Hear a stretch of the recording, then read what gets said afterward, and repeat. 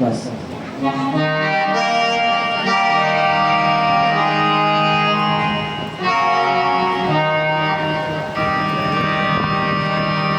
श्री कृष्ण गोविंद हरे मुरारी हे नाथ नारायण वासुदेव हरे कृष्ण गोविंद हरे मुरारी हे नाथ नारायण वासुदेव विक्रमार्क स्वामी सखा हमारे विक्रमार्क स्वामी सखा हमारे हे नाथ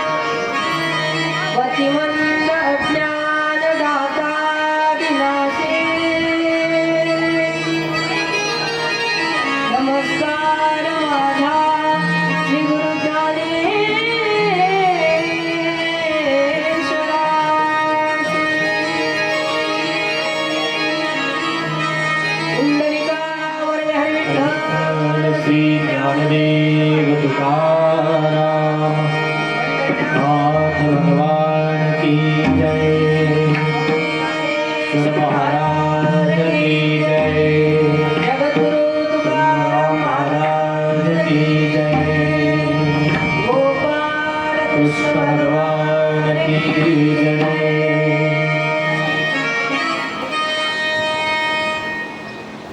मुनिंद वृंद वंदिते त्रिलोक शोकहारिणि प्रसन्न वक्त्र पंकजे निकुंज भूमिवासिनि।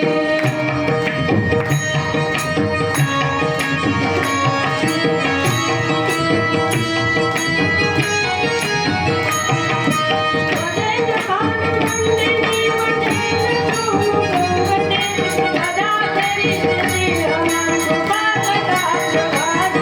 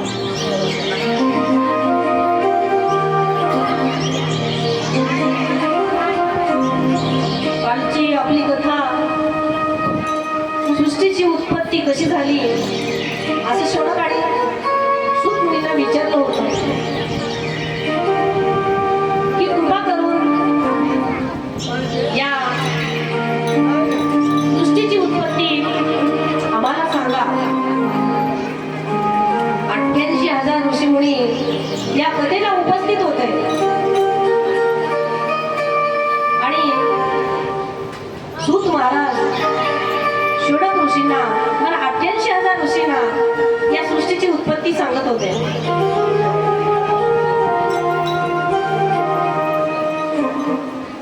काल भगवंताने हिरण्याक्षाबरोबर युद्ध करून पृथ्वीला समुद्राच्या वर आणलं आणि ब्रह्मदेवाला आज्ञा केली की आता तुम्ही सृष्टीची उत्पत्ती करा.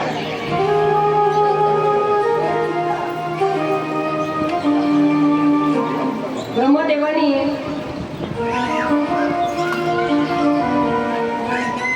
कामाला जन्म दिला. प्रथम स्वयंभू म्हणू हे पुरुष शतरूपा ही स्त्री निर्माण केली आणि तेव्हापासून प्रजेची निर्मिती सुरू झाली.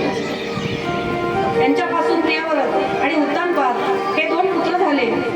आकृती, देवहूती, प्रसूती या 3 पुत्री म्हणजे कन्या उत्पन्न झाल्या. म्हणूनची आकृती रुचीला, देवहूती गर्दमाला आणि प्रसूती दक्षाला. सर्वांच्या संतानाने सर्व जग घडून गेले. त्याच वेळी या जगाचा विस्तार झाला. मैत्रेय ऋषी विदुराला विचारत होते. त्यावेळी ब्रह्मदेवाचे मानसपुत्र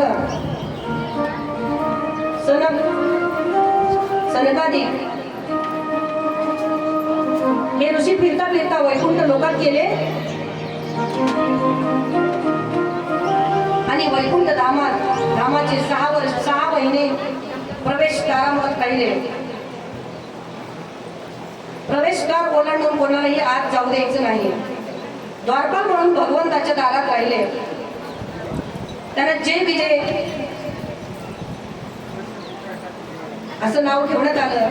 सनक सनंदन हे 4 ऋषी तिथे गेल्याच्या नंतर त्यांनी त्यांना अडवलं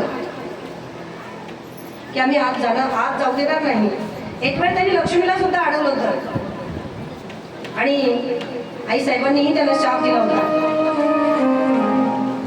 आतून आज्ञा मिळाल्यानंतरच मी आपल्याला सोडलं जाईल, तोपर्यंत तुम्ही इथेच थांबा. हे ऐकून सनत कुमार क्रोधित झाले आणि तुमच्या दोघांच्या मनात विषमता आहे. भेदबुद्धीमुळे तुम्ही काम करत लोक अशा राक्षसांच्या योनीत जन्म घ्याल. तुम्हाला दैत्यकुळामध्ये 3 वेळा जन्म घ्यावा लागेल. सनत कुमारांनी वैकुंठात क्रोध करण्याचे काम केले म्हणून सनकादिकांना आत प्रवेश मिळाला नाही. मग स्वतः वैकुंठनाथ लक्ष्मीसह तिथे चालत आले आणि सनकादिकांना प्रणाम केला. हे जे विजय आहेत हे भगवंताचे पार्षद होते, पण त्यांनी सनत कुमार सनंदन व सनातन या सनकादिक ऋषींची अवज्ञा केल्यामुळे जो दंड त्यांना मिळाला, त्यामुळे त्यांना हिरण्याक्ष आणि हिरण्यकश्यपू राक्षसी योनीत जन्म मिळाला.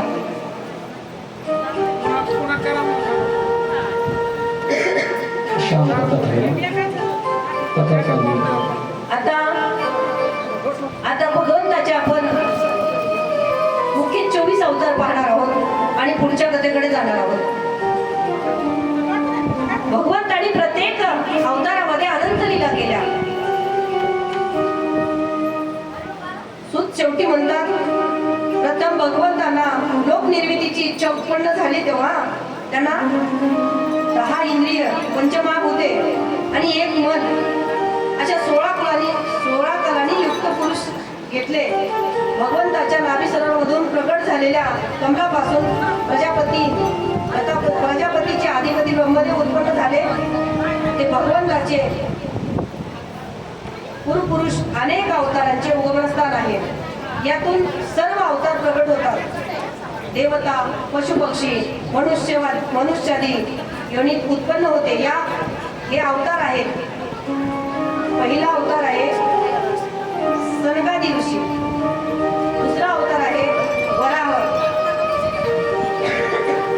तिसरा अवतार आहे नारद, चौथा अवतार आहे नरनारायण, 5वा अवतार आहे कपिल महामुनी, 6वा अवतार आहे भगवान. 7वा अवतार आहे यज्ञरूप अवतार.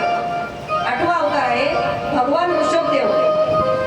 9वा अवतार आहे आदिराज ऋतू अवतार, मत्स्य अवतार.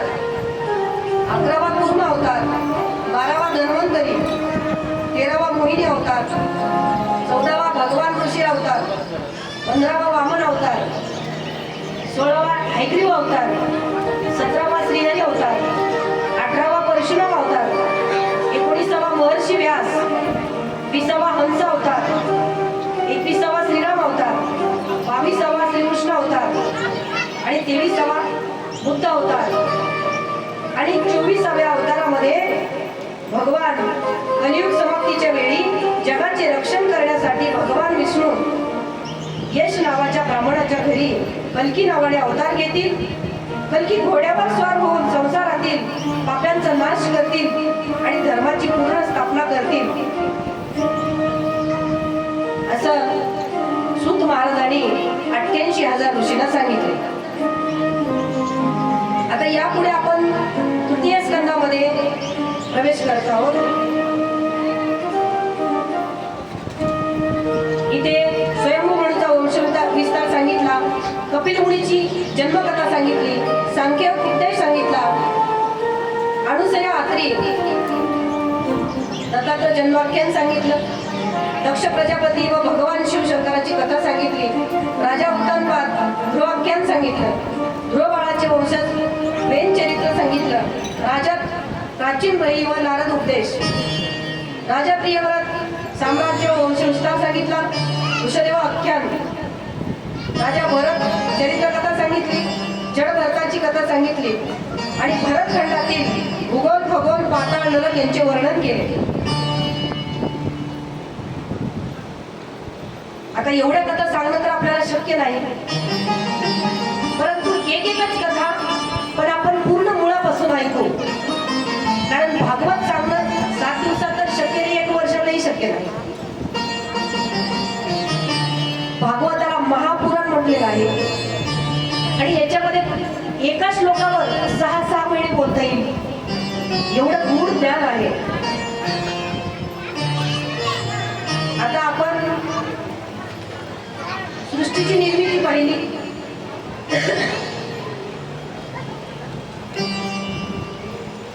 कपिल मुनी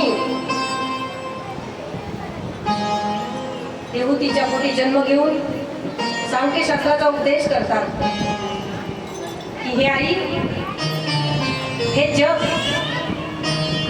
सगळं मायावी जग आहे आणि या जगातील जेवढे काही जीव भगवंताने उत्पन्न केलेत ना, हे सर्वच जीव भगवंताचा अंश आहे. गोपाल कृष्ण भगवान की जय. आले ना सगळे? चला, या धर्म मंडपातील उपस्थित धर्मधनपरायण हरिभक्त आणि आपल्या अंतःकरणात भगवान कृष्णाची या भेटीची लालसा घेऊन आलेले सर्वच श्रोते मायबाप, गायक वादक, गुरुजन मंडळी, किमान भगवान हनुमंतरायांच्या या परिसरातील सगळ्याच लोकांच्या हृदयस्थ परमात्म्याला वंदन करून आपल्या कथेकडे वळूया. राधे राधे गोविंद गोविंद राधे. राधे राधे गोविंद गोविंद राधे.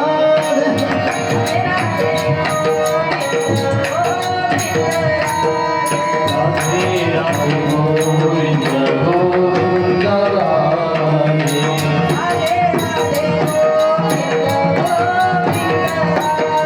राधे राधे गोविंद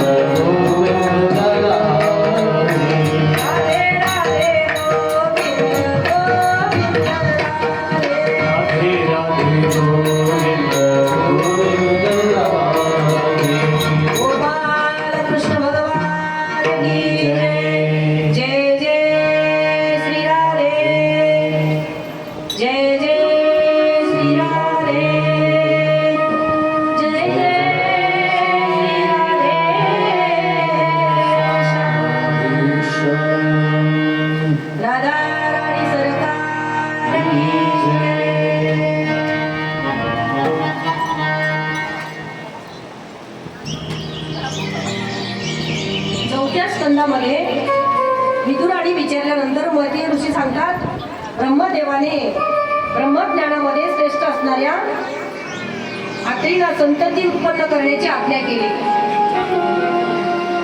ते आपल्या पत्नीसह तप करण्यासाठी वृक्ष नावाच्या कुलपर्वतावर गेले. मुनी प्राणायामाद्वारे चित्ताला वश करून 100 वर्षे केवळ वायुभक्षण करून एका पायावर उभे होते. हे पहा, चांगली संतती आपल्या पोटी यावी असं जर वाटत असेल ना, तर प्रत्येक माणसाने आपल्या जीवनामध्ये आचारसंहिता पाळणे ही खूप महत्वाचे आहे. खानपान, आपण काय खातो, काय पितो, आपण कसं वागतो, आपल्या मनामध्ये कुठले विचार येतात, त्यावरच अवलंबून आपली संतती जन्माला येते. भगवान दत्तात्रयाने जन्म घेतला अत्रि ऋषीच्या घरी, पण 100 वर्ष तपश्चर्या केल्याच्या नंतर आता प्रत्येकाला वाटते की महान शूरवीर किमान संत महंतांनी जन्म घ्यावा. बरेच लोक म्हणतात शिवाजी महाराज पुन्हा जन्माला यायला पाहिजे. शिवाजी महाराज जन्माला येतील हो, आणि त्यांना यावा असं वाटते सुद्धा. कारण इच्छिता ती देवा स्वर्गीची अमर, इच्छिता ती देवा मृत्यूलोकी व्हावा जन्म अमर. स्वर्गातल्या देवांना सुद्धा या भूतलावर यावं असं वाटतं. मग शिवाजी महाराजांना का वाटणार नाही? त्यांनी तर आपलं अख्खं आयुष्य वयाच्या 5 वर्षापासून आईने दिलेला उपदेश आणि जीवनामध्ये पाळलेली आचारसंहिता आणि स्वराज्याचं मुळात बाळगलेलं स्वप्न, वयाच्या 12व्या वर्षी पहिला गड तोरणा गड जिंकणारा माझा राजा. आणि राजाला असं वाटत नसेल का, राजाला असं वाटत असेल, छत्रपतीला खरंच असं वाटत असेल की पुन्हा या भूतलावर जन्माला यावं, पण त्याच्यासाठी जाऊ नको का? बरेच लोक म्हणतात महाराज काय सांगू, पोरगा आमचं ऐकतच नाही. कसं ऐकलं नाही? तुम्हीच अगोदर कोणाचं ऐकलं नाही म्हटल्यावर पोरं कसे ऐकतील? पण चुका या सगळ्याकडूनच होतात. त्या काळामध्ये माणसं तारुण्याच्या नशेमध्ये असतात. तारुण्यात असल्यावर माणसाला वाटते माझ्यासारखा मीच आहे, मी कोणालाच घाबरत नाही. परंतु पहिल्या दिवशी सांगितलं आणि रोजही हा मुद्दा तुम्हाला नक्की सांगेल की तारुण्य टिकून राहत नाही. आपल्याला जरी सगळे म्हणत असतील की तू मोठा होतो, तू मोठा व्हायला लागला, आपण मोठं नाही व्हायला लागलो बरं का, आपण लहान व्हायला लागलो, मोठं नाही. एक एक दिवस जन्मल्यापासून आपण काळाकडे जात आहोत. आपली वाटचाल आपल्या काळाकडे चालू आहे. जरी आपल्याला वाटलं आपण मोठं झालो, तारुण्यात आलो, मुलं बाळ झाले, सुखाचा संसार सुरू आहे आणि आता मला काहीच कमी नाही, पण काळाची चिवडी पडली बा जेव्हा, सोडवेना तेव्हा माय बाप, सोडवेना बंधू पाठीची बहीण, शेजारची कामीन दूर राहे. तुकोबाराय म्हणतात, अरे तुझे सोयरे धायरे कितीही श्रीमंत असतील ना, तर तुला सोडू शकणार नाही. तुका म्हणे तुला सोडवेना कोणी, एका चक्रपाणी वाचून या. म्हणून आपल्या धर्मामध्ये आपल्या ऋषीमुनींनी, आपल्या पूर्वजांनी ग्रंथाची निर्मिती केली आणि आपल्यासाठी हा अमोल ठेवा ठेवला की आपण जीवनात कसं वागलं पाहिजे. माहित नाही तोपर्यंत ठीक आहे, पण ज्या दिवशी आपल्याला माहित झालं की या गोष्टीने पाप होते, त्या दिवसपासून जर आपण त्या गोष्टी केल्या ना, तर आपल्याला ते पाप व्याजासहित फेडावं लागतं. असं मी म्हणत नाही. आपला हा भागवत महापुराण ग्रंथ सांगतोय. आपल्या धर्मामध्ये आपल्या पूर्वजांनी असं सांगितलंय की या भूतलावर जेवढे काही जीव आहेत ना तेवढे माणसाच्या अधीन आहेत. पहिले लोक खळे करायचे, खळे आपल्या बाबांना माहित असेल, खळे करायचे आणि खळे 8-8 दिवस, मोठा असला 15 दिवस असे चालायचे. शेतातच पाणी शिंपडायचं, एक मेढ रोवायची मधी, त्याच्यावर बैल फिरवायचे, ते रान निप्पर करायचं, असं पाणी शिंपडून शिंपडून असं गच करायचं, त्याच्यावर ते गव्हाचा गौंडा टाकला जायचा, पुन्हा बैल फिरवायचे, पुन्हा बैल फिरवायचे, गव्हाचं भुसकट टाकून टाकून ते निपर व्हायचं, एकदम असं चोपडं व्हायचं सारवल्यासारखं. आणि नंतर त्याला कडब्याच्या पेंड्या भोवतमाच्या गोल पेंड्या लावायच्या. त्यांनी पाहिलं, माझ्या लहानपणी असायचे ते. आणि नंतर त्याला बैल बांधून बैलांच्या पायाने मळणी करायचे, मळायचे, धान्य मळायचे. इथल्या माई मामल्यांना आणि या जाणते लोक आहेत त्यांना नक्कीच माहीत असेल या गोष्टी, कारण त्यांनी हे केलं. पहिली या यंत्राची निर्मिती नव्हती, मळणी यंत्र वगैरे असं काहीच नव्हतं. आणि जेव्हा ते खडं झाल्याच्या नंतर तिथे दाणे पडायचे आणि ते दाणे उन्हाळ्यावर हजारो पक्षी खायचे आणि तो आशीर्वाद शेतकऱ्यांना मिळायचा. शेतकरी निरोगी राहायचे, कोणाला कुठले आजार होत नव्हते. जरी खाण्यापिण्याची थोडीफार त्रुटी असेल पण लोक आनंदित होते, कुठलेही आजारवर डोकं काढत नव्हते. आता खायला काहीच कमी नाही पण सुख कोणालाच नाही, कारण जो आशीर्वाद आहे या मुक्या प्राण्यांचा, जीवांचा, तो कमी झाला. कोणाच्या आशीर्वादाने आपल्या जीवनामध्ये काय मिळेल काही सांगता येत नाही. आपल्या दारावर कुत्रा आला ना तर नक्की त्याला अर्धी भाकरी टाका. तो बिन झोळीचा फकीर आहे बरं का, त्याला झोळी नाही आहे. म्हणून दत्तात्रय भगवंतांना कुत्रे खूप प्रिय होते. दत्त भगवंतांनी कुत्र्यांवर खूप प्रेम केलं. बिना झोळीचा फकीर असल्यामुळे ते असं म्हणत नाही माझ्या घरचे उपाशी आहेत, मला वाढून द्या, किमान माझं घर भरून टाकतो. अहो त्यांना कसलं घर आणि कसलं दार. आत्ताची भूक भागली, जेवढं मिळेल तेवढ्यावर संतुष्ट असतात आणि ते आपल्या आश्रित आहेत. प्रत्येक माय माऊलींनी स्वयंपाक करताना पहिला घास अग्नीला टाकावा, हे आपलं शास्त्र आहे. जेव्हा आपण अग्नीला घास टाकतो तरी काय होते तुम्हाला सांगते, ऐका. आपण सकाळपासून उठल्यापासून जे काम करतो, पहिला आपण आपल्या आईला लाथा मारतो, लाथ खाली तुडवतो. कोणती आई? ही धरणी माता. आणि आपण सगळ्या क्रिया तिच्यावर करतो. म्हणून सकाळी उठल्या उठल्या सगळ्यांनी आपलं डोकं आणि धरणी मातेचा स्पर्श होईल असं अंथरुणावर उठल्या उठल्या तिचं दर्शन करायचंय आणि सांगा म्हणायचंय तिला, समुद्र वसने देवी पर्वतस्तन मंडले विष्णू पत्नी नमस्तुभ्यं पादस्पर्शं क्षमस्वनी. हे देवी, हे बघ, आता मी उठतो आणि अनेक अपराध मी तुझ्यावर करणार आहे. दिवसभर माझ्या लाथाखाली तुला तुडवणार आहे. तुझ्यावर जे हजारो जीव उत्पन्न झाले ते कितीतरी माझ्या पायाने नकळत मरणार आहेत. म्हणून मला माफ कर. तिने कधीच काही म्हटलं नाही कोणाला, माझ्यावर हे करू नका का ते करू नका. एखाद्या माणसाला लाथ लागली ना तेव्हा ते दिसत नाही का, तुझे काय डोळे फुटले का. पण अशी एक आपली धरणी माता आहे, आपले कितीतरी अपराध पोटात घालते. म्हणून सकाळी उठल्यानंतर प्रत्येकाने या धरणी मातेचं दर्शन घ्यायचंय, कारण तिचं पोट फोडून आपण अन्न पिकवतो आणि आपला उदरनिर्वाह करतो. उदरनिर्वाहासाठी तिचं पोट फोडल्याशिवाय आपल्याला पर्याय नाही. कंटाळली ती, कुठे कुठे गेली.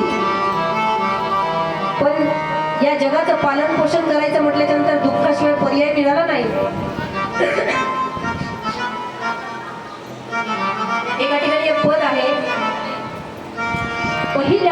जन्म घेतला गाईच्या पोटी तिने जन्म घेऊन पाहिला, पण कसा बाणी गाय कापली सुख नाही कोठी. दुसऱ्यांदा जन्म घेतला हरणीच्या पोटी, बारद्यानं बाण मारला सुख नाही कोठी. तिसऱ्यांदा जन्म घेतला दगडाच्या पोटी, वडिलाने दगड फोडला सुख नाही कोठी. मग चौथ्यांदा जन्म घेतला धरणीच्या पोटी आणि शेतकऱ्यानं पोट फोडलं, नांगर खुपसला सुख नाही कोठी. तिला खूप त्रास आहे आपल्यापासून, तरी ती आपले अनंत अपराध पोटात घेते. पण आपल्याला सकाळपासून झालेलं पाप मुद्दाम केलेलं नाही बरं का. चुकून जे जीव मरतात आपल्या पायाखाली, हजारो किड्या मुंगे मरून जातात चालताना, न कळत कितीतरी जीव मरतात, निरपराध जीव मरतात. आणि या पापातून मुक्त व्हावा असं जर वाटत असेल ना, तर सकाळी स्वयंपाक करताना फक्त पहिला घास अग्नीला द्यायचा. आपलं जे न कळत पाप होते ते पूर्ण जळून जाते. या पापातून सुटण्याचा पर्याय ऋषीमुनींनी अगोदरच आपल्यासाठी तयार करून ठेवलेला प्लॅन आहे. पण आपण असं करत नाही. काही काही बायका तर काय सांगू तुम्हाला, स्वयंपाक करतानाच जेवतात. असं नाही करायचं. यामुळे घरात लक्ष्मी राहत नाही, अन्नपूर्णा देवी आपल्या घरात राहत नाही. आपण जर जेवणाला उष्टे हात लावले ना, दह्याला कधी उष्ट हात लावायचा नाही, तुपाला कधी उष्ट हात लावायचा नाही, रात्रीला दही कोणालाही द्यायचं नाही. हळद, दही, सुई आणि मीठ या वस्तू रात्री कोणाला द्यायच्या नाही संध्याकाळ झाल्यावर. आणि आपणही दही, ताक ह्या वस्तू खायच्या नाही संध्याकाळी, त्याच्यामध्ये लक्ष्मीचा वास असतो. संध्याकाळी चुलीच्या समोर, गॅसच्या समोर खरकटे भांडे ठेवायचे नाही, लक्ष्मी आपल्या घरात येत असते. गॅसवर कधी भरके भांडे ताटात भरून ठेवायचे नाही. हे तुम्हाला सांगणं माझं कर्तव्य, तुमच्यासाठी सांगते. ह्या गोष्टी जर पाळल्या ना, तर तुमच्या जीवनामध्ये, घरामध्ये नक्की तुम्हाला आनंद मिळेल. हे काही एवढं अवघड नाही. जर तुम्हाला भांडे घासणं होत नसतील, नुसते धुवून ठेवा आणि बाजूला ठेवून द्या. गॅसवर अजिबात खरकटं ठेवायचं नाही. उष्ट्या हाताने पळीला कधी हात लावायचा नाही, तव्याला हात लावायचा नाही, कढईला हात लावायचा नाही. आणि आपले उष्ट्य ताटं, आपण ज्या ताटात जेवण बनवतो, स्वयंपाक करतो, मोठी परात म्हणतो आपण त्याला, त्या ताटात कधी भरके भांडे धुवून टाकायचे नाही. पोळपाट लाटणं, तवा तुमच्याकडे उलटणं म्हणतात, आमच्याकडे सराटा म्हणतात. पळी हे जे आपण सार्वजनिक जे वापरतो ना जेवण बनवण्यासाठी, हे कधीही खरकट्या भांड्यात टाकायचं नाही. एवढं पाळा मला. आपण आपले ताटं धुवून त्याच्यातच टाकतो मोठ्या ताटात, आणि नंतर ते पाणी फेकून देतो. ती आपली लक्ष्मी आहे, तिच्यातच आपण जेवण बनवून सगळ्यांना तृप्त करतो. दारात गाय आली तर तिला घास द्या, दारात कुत्रा आलं त्यालाही तुम्ही अर्धी भाकरी टाका. कारण तुमच्या जीवनामध्ये इथे जे काही आहे ते काहीच येणार नाही. हे सगळं आपल्याला इतकेच ठेवून जायचंय. किती काटकसरीने वागा, काहीच फायदा नाही. आतापर्यंत कोणी कोणी काय काय केलं हो, हे फक्त देवाने आपल्याला उपभोग घेण्यासाठी दिलेलं आहे. आणि तुमच्या स्वाधीनी हे स्वातंत्र्य केलेलं आहे की तुम्हाला जेवढं पुण्य तुमच्या पदरात पाडून घेता येईल तेवढं नक्की पाडून घेण्याचा प्रयत्न करा. म्हणून दत्तात्रेय भगवंतांनी गाय आणि कुत्रा आहे ना त्यांच्या जवळ, ते गायीची आणि कुत्र्याची त्यांना खूप आवड होती आणि त्यांच्या जवळ होते का, आपल्या लोकांना संदेश दिला त्यांनी की तुम्ही जर या जीवांना जीव लावाल तर जीवनामध्ये कधीच काही कमी पडणार नाही. आपल्याला इथून निघून जायचंय, लक्षात ठेवा. आपण फक्त 2 दिवस आलेलो आहोत. किती काटकसरी संसार करा, नका एखाद्या भिकाऱ्याला, नका एखाद्या साधूला देऊ. काही त्याच्यापासून तुमच्या घरात एक पोतं धान्य वाढणार नाही. उलट तुम्ही जर कोणाला दिलं ना तर त्याच्या आशीर्वादाने तुमच्या जीवनात काय कायापालट होईल हे सांगता येणार नाही. जीवनामध्ये कोणत्या रूपात कोण भेटेल हे मात्र आपण सांगू शकत नाही. कधी कधी देवही आपली परीक्षा घेण्यासाठी येतो बरं का, की तुम्हाला मी एवढं दिलं, तुमच्यात किती उदारता आहे ते मला पाहूच द्या. काही नाही, कोणत्या गोष्टीचा गर्व करू नका, गर्वाचे घर खाली आहे. तुम्ही कोणी जरी असाल, किती श्रीमंत असाल, तर फक्त 4च दिवस आहे, पुढे काही नाही. पुढे आपल्याला सगळ्यांना निघून जायचे. एक पद आहे दुनियादासाचे, आणि उशीर झाला तरी तर तुम्हाला मी म्हणून दाखवते, मला आवडतं.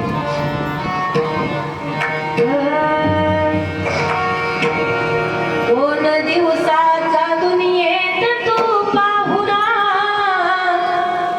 2 दिवसाचा दुनियेत तू पाहुणा, बोल गर्वाचे बोलू नको रे मुला, बोल गर्वाचे बोलू नको रे मुला.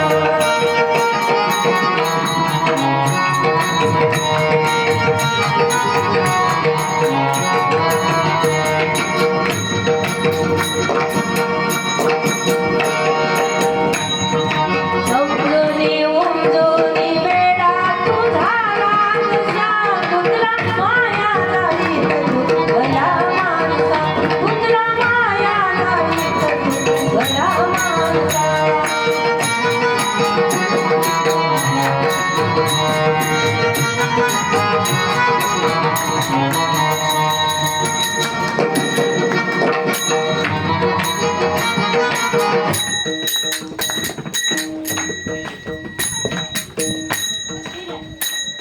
चला म्हणजे, गोपाला गोपाला देवकी नंदन गोपाला, गोपाला गोपाला देवकी नंदन गोपाला,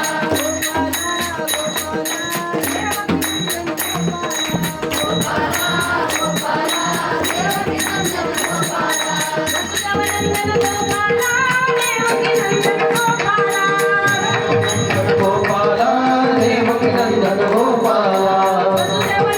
गोपाला देवकी नंदन गोपाला, वसुदेवनंदन गोपाला देवकी नंदन गोपाला, गोपाला गोपाला देवकी नंदन गोपाला, गोपाला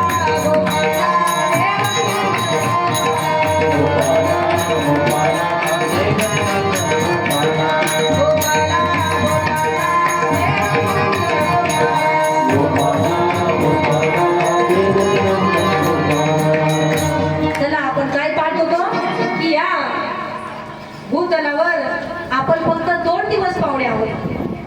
2 दिवसाचा दुनियेत तू पाहुणा, बोल गर्वाचे बोलू नको रे मुला, बोल गर्वाचे बोलू नको रे मुला.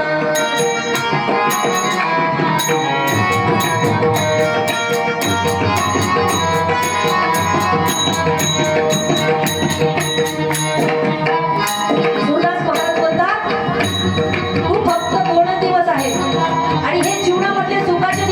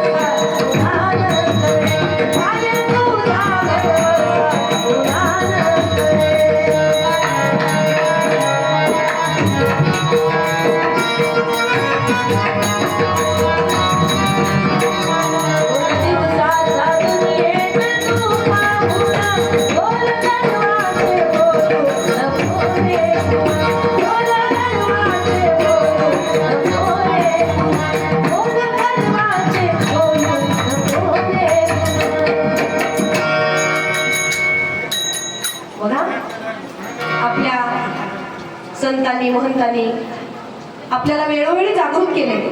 सुरदास महाराज होऊन गेले आणि त्यांची इतकी गोड पद आहेत. आणि ही देणगी माझ्या वडिलांची आहे. माझे आई बाबा लहानपणी घरात भजन करायचे. आम्हाला साम्प्रदायिक भजन अजिबात माहीत नव्हतं कधी करा. आमच्याकडे तबला पेटी असायची आणि गाडगे महाराजांचे तुकडोजी महाराजांचे भजन म्हणायचे. संप्रदायाचा अजिबात ओलावा नव्हता. पण ज्ञानोबायांची तुकोबारायांची कृपा झाली. तसं आम्ही मूळच त्या प्रांतातलं असल्यामुळे आमच्याकडे काही खंजिरीवर भजनं चालतात, काही तबला पेटीवर चालतात. संप्रदाय अजिबात माझ्या लहानपणी तिकडे अजिबातच नव्हता. कीर्तन सुद्धा गावात तबल्यावर व्हायचे, कारण याची काही माहिती नव्हती. परंतु नामस्मरण व्हायचं एवढं मात्र नक्की आहे. ज्ञानोबायांच्या कृपेने 97 साली पहिल्यांदाच मला 1997ला ज्ञानोबांनी आळंदीला बोलवलं, माझ्या कृपा केली आणि तिथून पुढे मला संप्रदायाची गोडी लागली. तरी मला बरेच दिवस हे जमलं नाही आणि अजूनही एवढं जमत नाही. तरी पण आवड मात्र नक्की आहे आणि ज्ञानोबांची तुकोबांची पांडुरंगाची कृपा आहे. म्हणून प्रत्येक माता माऊलींनी, प्रत्येक माणसाने, प्रत्येक बाबांनी, काकांनी, दादांनी हा विचार करा. जर समोर कोणी उपाशी असेल, एक भाकरी असू द्या, अर्धी त्याला द्या आणि अर्धी तुम्ही खा. एक दिवस जर उपाशी राहिलं ना तर आपण काही म्हणत नाही. पण आजचा आशीर्वाद उद्या मिळवता येणार नाही, अजिबात नाही. म्हणून भगवान दत्तात्रेयाच्या वडिलांनी अत्रि ऋषींनी तपश्चर्या केली आणि भगवान दत्तात्रेय भगवान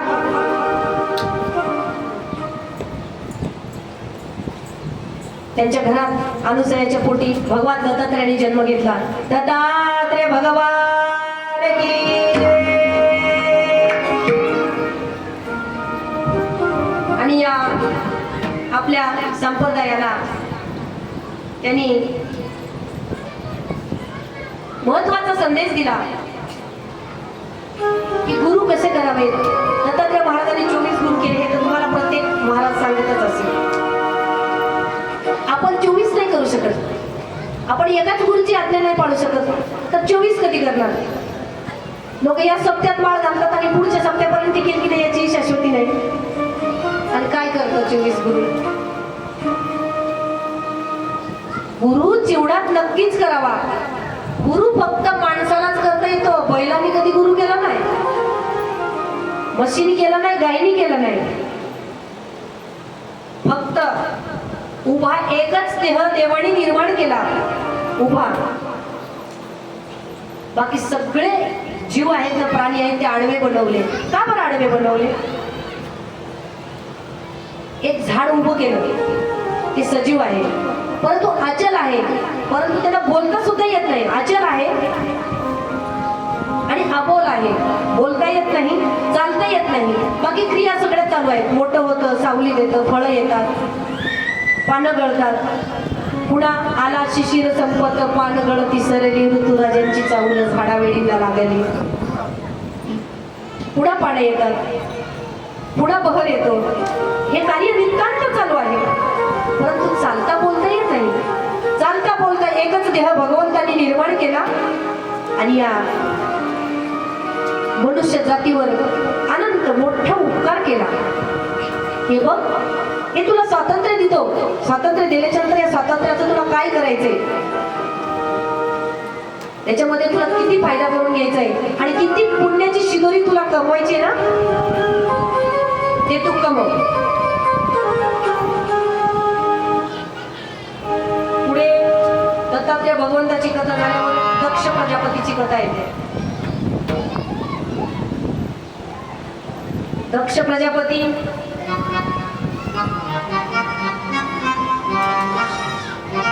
सूत महाराज सांगतात,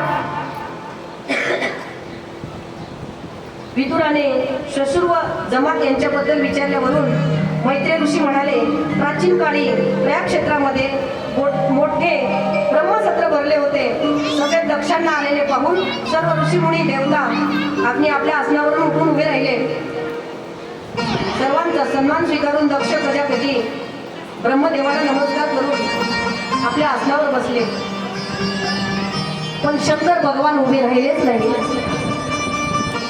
भगवान महादेव उभे राहिलेच नाही. राग आला दक्षाला.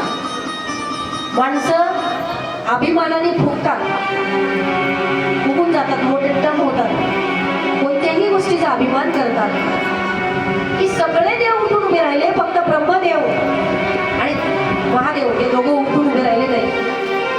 दक्षाला राग आला आणि दक्ष नको ते शब्द भगवान शिवाला बोलायला लागला. भगवान शिव काहीच न बोलता निघाले.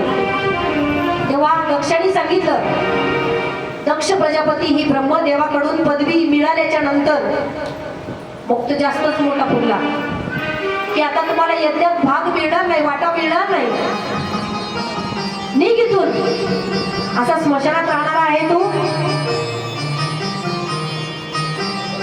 तुला माणसांची किंमत नाही, स्वतःला खूप मोठं समजतोस. वाघाचं चामडं लावून राहतो, घालण्यासाठी कपडे नाही, शीता भस्म वापरतोस, मेलेल्या माणसांच्या मुंडक्याच्या माळा गळ्यात घालतो. भगवान शंकर काहीच बोलले नाही आणि तिथून आपल्या कैलास पर्वतावर निघून गेले. पण माणसाला एखाद्या गोष्टीचा एवढा गर्व होतो ना आणि त्याचा बदला घ्यावा असं वाटते. बदल्याच्या खूपच लोकांच्या बदल्याच्या भावना आहेत. अरे काही नाही जीवनामध्ये, काहीच नाही. बदला घेतला तरी मरणार आहोत आणि नाही घेतला तरी मरणार आहोत.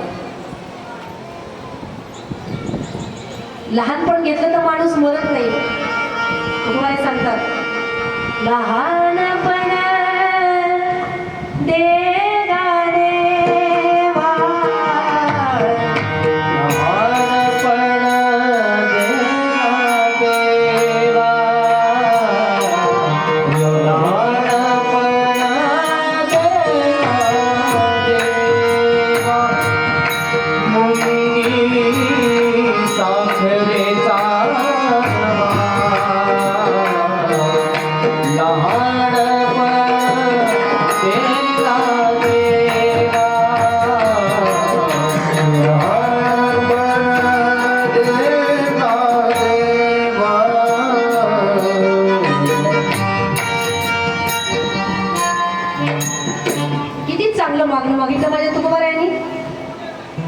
लहानपण देवा. मग लहान झाल्यावर काय होईल? मुंगी साखरेचा रवा. तू गोराई म्हणतात, आई वाटत रत्न थोर त्याशी अंकुशाचा मार. जे मोठे असतील ना त्यांना त्रासच असतो. जेव्हा बाळ लहान असते ना तेव्हा त्याची सगळी जबाबदारी त्यांच्या आई वडिलांवर असते. काय पाहिजे ते आई वडिलांना मागायचं, खायचं, खेळायचं, मनात वाटल तसं निवांत राहायचं.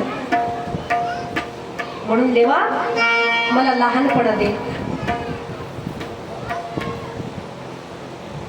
तुका म्हणे माता वाहे ताडुल्याची चिंता. लहान पोरांची जशी माय काळजी करते ना तशी मोठ्या पोराची अजिबात करत नाही. लहान पोरग जर रडत असलं ना आणि मोठंही रडत असलं, दोघांनी सांगितलं आई आम्हाला भूक लागली, तर घरात जे काय असेल लाडू, शंकरपाळे, काय बिस्किट वगैरे असेल ते त्याला हातात देते आई. कोणाच्या? मोठ्याच्या. मोठ्याच्या कोणाच्या? जया आणखी मोठे पण हे घे, पण जा तिकडे जाऊन खा. पण दंग करतो घरात. पण कोणाला? मोठ्याला. पण लहान्याला हे घेऊन पळ म्हणत नाही. जवळ घेते, केस माग करते, त्याचे डोळे पुसते त्याची आई आणि त्याला दूध पाजते. अरे राजा रडू नको ना. हो लांब गेली होती मा, लांब गेली होती मी तुला सोडून. आले आले आले आले आली. थांब थांब थांब. रडते माझं बाळ, छान आहे, थांबते. थांब बाळा, थांब थांब. डोक्यावर आई हाताने असं थोपटते. कोणाच्या? लहान बाळाच्या. पदराखाली घेते हो. आणि तुम्ही आम्ही जर लहानपणी स्वीकारलं आणि भगवंताच्या पायाजवळ गेलो ना, ते देवही याच परीने आपला सांभाळ करतो. म्हणून तुकोबा आहे लहानपण मागतात की देवा मला लहानपण दे, मला मोठे पण नको. पण काही काही माणसांना मोठेपणात नसला तरी आव आणतात. तसं प्रजापतींनी भगवान शंकराचा अपमान केला. भगवान शंकर तिथून निघून गेले आणि बदल्यात महायज्ञ करायचं ठरवलं. आणि शंकराला भाग दिला नाही, वाटा दिला नाही, शंकराला आमंत्रण पाठवलं नाही. भगवान शंकर जाणत होते. देवाला असं कधीच वाटत नाही हो की आपलं वाईट व्हावं. जसं आपली आई आपले 100 गुन्हे पोटात घालते ना, तसा देव तेवढा दयाळू आहे. कितीही अपराध आपले पोटात घालतो. भगवान शंकर निवांत आपल्या कैलास पर्वतावर बसलेले होते. तिथे माता पार्वतीसह होते. वरून विमानं चालले. कुठे? दक्षाकडे यज्ञासाठी.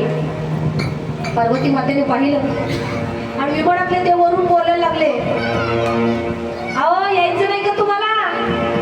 हो सतीबाई, तुमच्या वडिलांकडे यज्ञ आहे, तुम्ही नाही येणार? आता बाई बापाच्याच तर घरच आहे, मग यायला काय झालं? बायका अशा असतात. पार्वती मातेला वाटलं माझ्या वडिलांनी मला का बोलवलं नसेल. भगवान शंकरांनी कोणताही मुद्दा, कोणतीही गोष्ट घरी आल्यावर सांगितली नाही. मी तुम्हाला त्याच दिवशी सांगितलं, माणसांमध्ये एवढं धैर्य असते ना, एवढं धैर्य असते ना की त्यांच्या गळ्यावर तलवार येईपर्यंत घरात सांगत नाही. जेव्हा त्यांना ते संकट असह्य होते, काही काही माणसं आत्महत्या करतात, पण घरच्या लोकांना दुःख होऊ देत नाही. माणसांबद्दल सांगते, बायांबद्दल नाही. बायाला थोडंसं काही माहीत झालं की त्यांना फणा भांडे आपटून जिकडच्या तिकडं फेकून गेलं गेलं, इकडं गेलं तिकडं गेलं, सगळ्यांना गाडलं, सगळ्यांना बसवलं, सगळ्यांना मला पाहावं लागते. असं किती जरी दंगा असतो घरात. पण माणसांचं असं नाही. भगवान शंकरांनी एकही गोष्ट घरात सांगितली नाही की सती तुझ्या बापाने माझा अपमान केला, काहीच सांगितलं नाही. आणि सतीने भगवंताला विनंती केली की माझ्या बापाच्या घरी यज्ञ आहे आणि आपल्याला आमंत्रण नाही. भगवान म्हटले, अगं खूप मोठा यज्ञ आहे, नसेल आठवण राहिली, जाऊ दे मग, नसलं तर नसलं. बघा असा जावाई जर असेल ना तर त्या माणसाचं नशीबच म्हणायचं. मग सती म्हटली आपण जाऊया. भगवान म्हटले एवढ्या गर्दीत कशाला जायचंय, जाऊ दे ना. तिथे अनेक पाहुणे येणार, कितीतरी देशोदेशीचे राजे येणार. ती म्हटली नाही, माझ्या बहिणी पण येतील, आपली भेट होईल. भगवान म्हटले नाही जायचं. पण सती हट्टालाच पेटली. तेव्हा भगवंताला ना इलाजाने ही गोष्ट सांगावी लागली, सती नको जायचं. तुझ्या वडिलांनी आपल्याला मुद्दाम आमंत्रण दिलेलं नाही ग.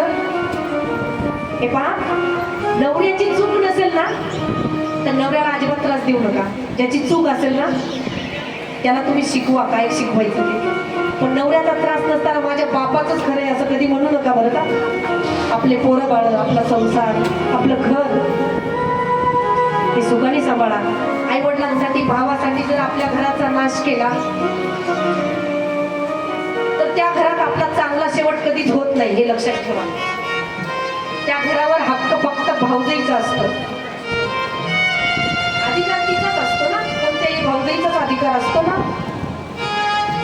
ती घरात नसेल तोपर्यंत बरं वाटते, पण ज्या दिवशी ती घरात येईल ना त्या दिवशी त्या दुःखाला मापच नसते. जर आपण अशा कोणत्याही एखाद्या किरकोळ गोष्टीवरून वाद करून आपल्या नवऱ्याला सोडलं, तो कसाही असू द्या, मार्ग असू द्या, आणखी कसाही असू द्या, पण तो नवरा असतो आणि तो अधिकारच वेगळा असतो. प्रत्येक गोष्ट स्त्री फक्त आपल्या नवऱ्याबरोबर शेअर करू शकते. काही काही गोष्टी आई वडिलांना पण सांगता येत नाही. वयानुसार जर आपण त्यांना काही सांगितलं तर त्यांना दुःख होईल. आणि त्या दुःखात जगतील म्हणून काही गोष्टी आईवडिलांना सुद्धा आपण सांगू शकत नाही. सांगण्यासारख्या असतात पण सांगू शकत नाही. म्हणून नवरा कसाही असो त्याला समजवण्याचा प्रयत्न करा. आणि नवऱ्यानेही आपल्या बायकांना समजून घ्या. जर बायको घरात नसेल ना तर तुम्ही हक्काने कोणाला भाकर मागू शकत नाही. नाही वहिनीला नाही बहिणीला, फक्त मायला मागू शकता. तर माय किती दिवस पुरणार आहे? आई वडील किती दिवस पुरणार जीवनामध्ये? तसं दक्ष प्रजापतीने सतीला समजवण्याचा प्रयत्न केला पण सती समजली नाही. तुम्हाला यायचं नसेल तर येऊ नका, पण मी जाणार. तर बायकोचा हट्ट म्हटल्यावर नवरा काय करणार? ते म्हटले जा बाई, जायचं तर आता काय करू? पण माझी इच्छा आहे सती तू जाऊ नये. नाही, माझ्या बहिणींची भेट होईल, अनेक पाहुणे रावळे येतील, अनेकांची नवीन लोकांची नवीन सगळ्या सोयऱ्यांची भेट होईल, जाऊ द्या मला. नंदीला बरोबर दिलं, काही गट बरोबर दिले आणि सती माता आपल्या वडिलांच्या घरी येण्यासाठी गेल्या. तिथे पोचल्यानंतर त्यांना कोणीच बोलत नव्हतं. वडिलांनी पाहिलं, कशाला आलीस? कोणी बोलवलं होतं तुला?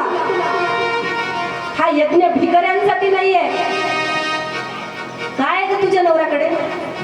स्मशानात लोळतो, स्मशानातल्या अंगाला राग फासतो, चित्ता भस्माशिवाय राहत नाही काय?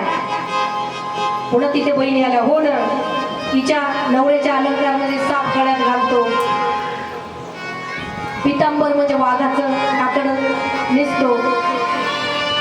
कोणीच नीट बोलत नव्हतं. आईकडे पाहिलं पण दक्षाला घाबरून आई सुद्धा ती आईच आहे. आईने मानपान केला, साडी दिली, काय असेल ते मानपान केला, पण मोकळ्या मनाने गर्दीत आईला असं तिला बोलता आलं नाही. पण दक्ष प्रजापतीचं तोंड बंद होतच नव्हतं. भगवान शंकराचा अपमान केला आणि तो सतीला सहन झाला नाही. तिने सांगितलं, हे बघ दक्षा, तू माझा बाप आहेस आणि तू माझा स्वामीचा अपमान केलेला आहेस. म्हणून मी गेल्यावर माझे स्वामी म्हणतील, दाक्षायणी ये, बस माझ्याजवळ. काय झालं ग? कसं झालं यज्ञ? दाक्षायणी तुझं नाव सुद्धा शिल्लक नाही राहिलं पाहिजे.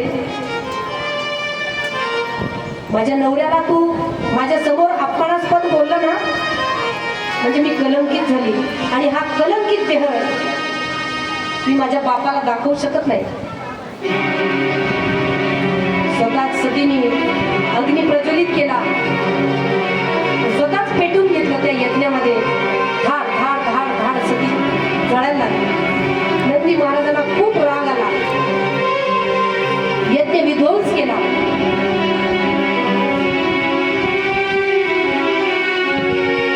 गण सुद्धा इकडचे तिकडे मारा मारायला लागल्या, रक्त सांडलं.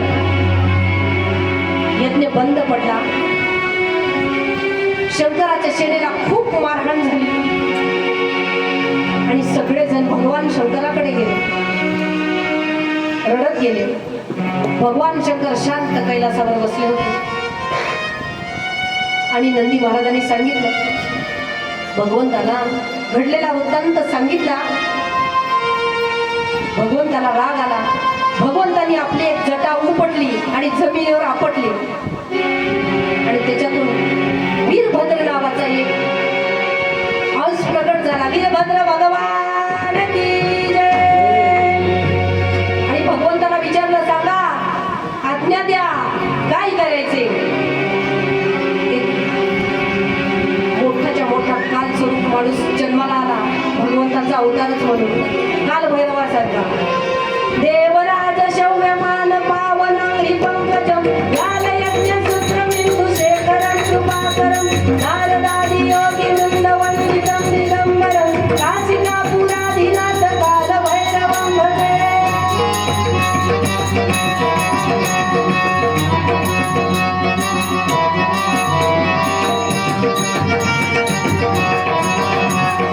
भानुमूर्ति भास्वरं भवापि तारकं परं नीलकण्ठं विक्षिताष्टकायकं त्रिलोचनं कालकालमम्बुजाक्षमक्षशूलमक्षरं काशिकापुराधीनाथ कालभैरवं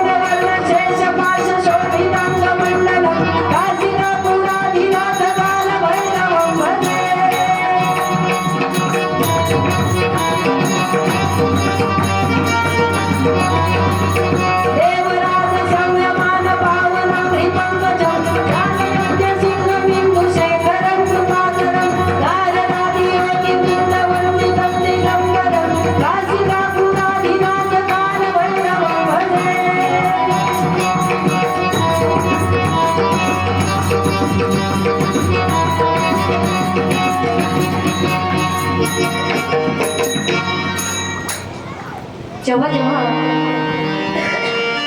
आपल्यावर संकट येईल ना तेव्हा तेव्हा काल भैरवाचं ध्यान करायचं. संकटातून मुक्त करण्यासाठी भगवंतांनी एक काल भैरव पण अवतार घेतला होता. आणि त्या वीरभद्राने विचारलं, मालक सांगा काय आज्ञा आहे. त्यांनी सांगितलं, जा आणि दक्षच्या यज्ञाचा विध्वंस करून ये. वीरभद्र गेले आणि सगळा विध्वंस केला. दक्षची मान कापली, सगळं सैन्य कापून टाकलं आणि यज्ञ बंद पाडला. भगवान शंकर गेले. सतीचा अर्धवट जळालेला देह पाहिला. भगवान शंकराला खूप वाईट वाटलं. भगवान शंकरांनी तो देह आपल्या खांद्यावर घेतला आणि ठरवलं या भूतलावर राहायचं नाही. सतीला घेऊन आकाशात भ्रमण करत होते. आकाशामध्ये भ्रमण करत होते. भगवान विष्णूला काळजी पडली. कितीतरी दिवस भगवान शंकर सतीला घेऊन आकाशात भ्रमण करत होते. शोकात डुबून गेले होते. फक्त सती सती सती करत होते. भगवान शंकरांनी आपल्या सुदर्शनाला आज्ञा दिली, भगवान विष्णूंनी, आणि सांगितलं, हे बघ, हे असं अर्धवट जळालेलं प्रेत भगवान हजारो वर्षही आपल्या खांद्यावर घेऊन फिरले तर काहीच फायदा नाही. तू जा. सुदर्शनाला सांगितलं भगवान विष्णूंनी, आणि एक एक अवयव असा हळूहळू कापून टाक.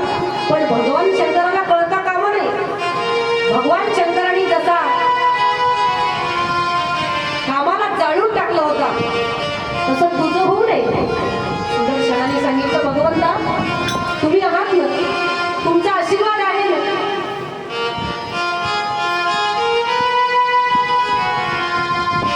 मग सुदर्शन चक्र गेलं आणि भगवान शंकरांना न कळत सतीला घेऊन तांडव करत होते. सिद्धीवर नव्हता देह, खूप तांडव करत होते. काहीच भाग राहिलं नाही.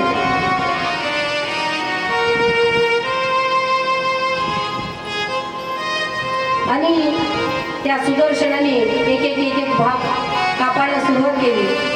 जिथे जो भाग पडला तिथे तिथे शक्तिपीठ तयार झाली. कोल्हापूरला पडलाय, तिथे आसाममध्ये पडलाय, म्हणजे जिथे जिथे कुरुक्षेत्रावर पडला तो कथा भाग खूप मोठा आहे. 108 ठिकाणी सतीचं शरीर, जसं सुदर्शनाने जिथे जिथे तुकडे पडले शरीराचे या भूतलावर 8 शक्तिपीठ तयार झाले. कोल्हापूरला कुंकू पडलं पार्वती मातेचं, तर तिथे कुंकवाला खूप महत्व आहे. आणि शेवटी सतीबाईची जी योनी राहिली होती ती आसाममध्ये त्या गुवाहाटीला पडली. आणि आजही आषाढ महिन्यामध्ये पहिल्या आठवड्यात त्या ब्रह्मपुत्रा नदीला की कामाक्ष देवीला महिन्यातले 4 दिवस, जसा प्रेड पाळी येते आपल्या भाषेमध्ये मासिक पाळी, 4 दिवस त्या ब्रह्मपुत्रा नदीला रक्ताचा पूर असतो, लाल पाण्याचा. आजही तुम्हाला जर पाहायचं असेल तर तुम्ही आषाढ महिन्यात पहिल्याच आठवड्यात तिथे जा. पाऊस नसताना 4 दिवस पाणी रक्तासारखं वाहते. एवढी त्या जगदंबेची महिमा होती. आणि बरेच लोक त्याच्यावर शंका घेतात, पण देवीला मानणारे बरेच लोक आहेत. शंकर भगवान तर रिकामे झाले, माझ्यावर काहीच दिसलं नाही. तेव्हा भगवंत पुन्हा आपल्या ठिकाणी येऊन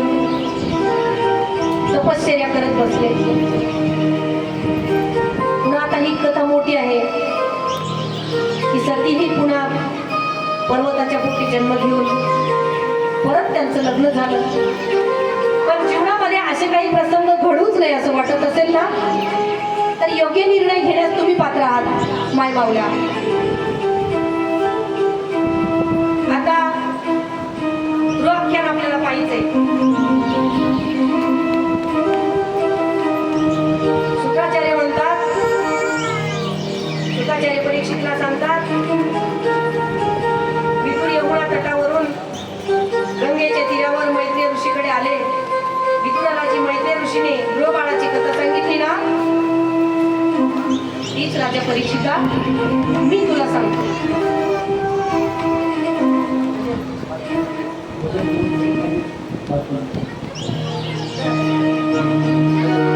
राधे राधे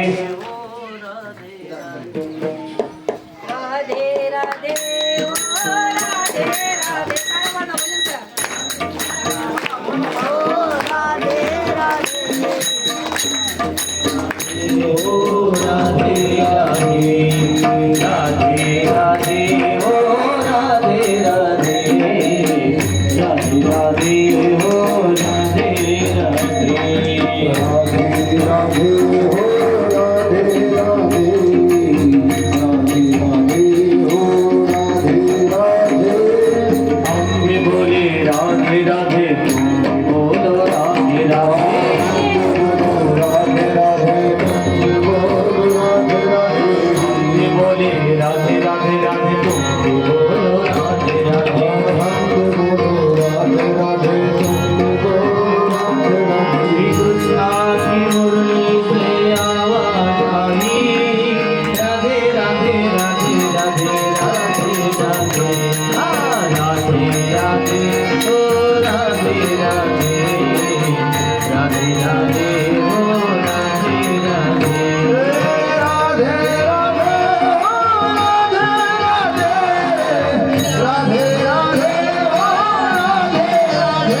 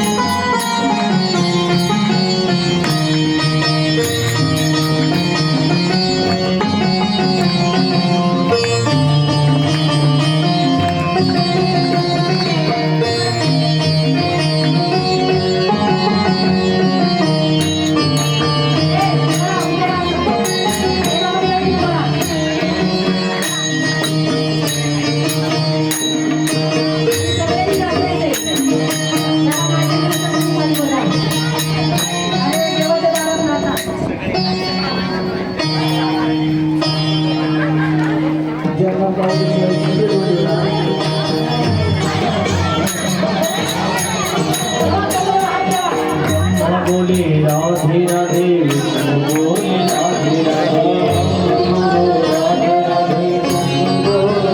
सगळे तर बोले राधे राधे, बोले राधे राधे, बोलो राधे राधे, बोलो राधे राधे. तुझी रमणू से आवाज आई, राधे राधे राधे राधे राधे राधे.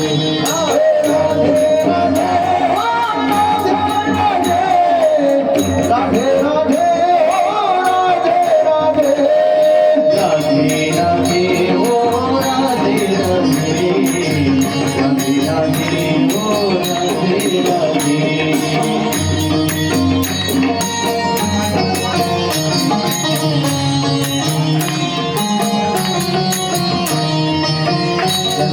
आनंद घेता बाकी त्यांनी खाली बसा. ते पाऊली सांगणार नाही त्यांनी खाली बसा. उभा राहू नका. त्यांना पाऊली नाही घ्यायची. उठा ना.